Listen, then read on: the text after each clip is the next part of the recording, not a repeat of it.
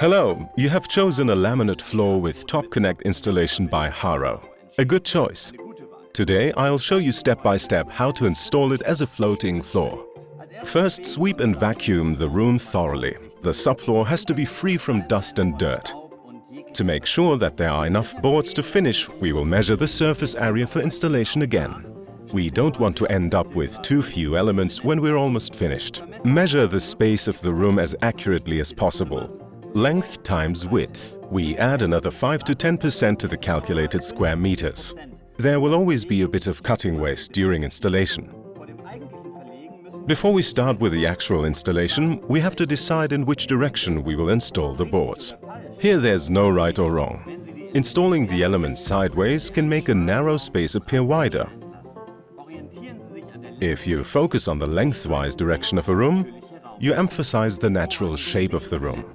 The primary light source can also be used as a guide. To create a clean end under doors or accurate transitions to adjacent rooms, install the appropriate moldings on the floor in advance. Wood is a living material and it changes its dimensions. Depending on temperature and humidity, your floor will slightly expand or contract. These moldings ensure that there are no gaps. In addition, they protect the edges of the parquet. When performing a floating installation on mineral subfloors, it is important to lay insulation against footfall sound and a vapor barrier.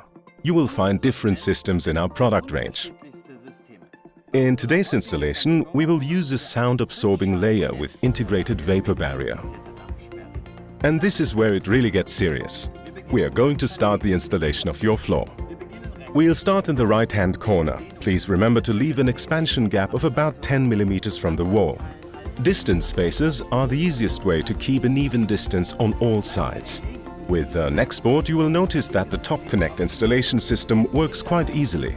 Simply put the short side of the board into position and push down until it locks. It is important to have an offset of at least 1/3 in the transverse joints of the adjacent boards. Starting from row 2, first angle in the long side, push carefully to the short side and let it snap in again by angling it down. You can tell that it is correctly locked when it clicks. We are going to check the correct alignment of the rows. If everything fits, we can continue.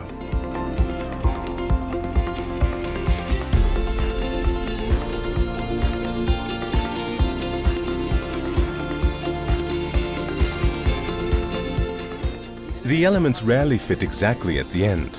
Cut the last row lengthwise so that it fits perfectly. Whether you use a circular saw or a jigsaw is entirely up to you. Make sure you keep in mind the expansion gap of about 10 mm. Afterwards, take out the distance spacers and screw the cover moldings onto the base moldings mounted earlier. Done!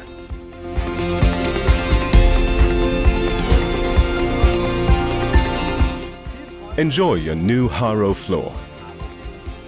And if you have any questions, please visit our YouTube channel where you'll find many useful tips and tricks.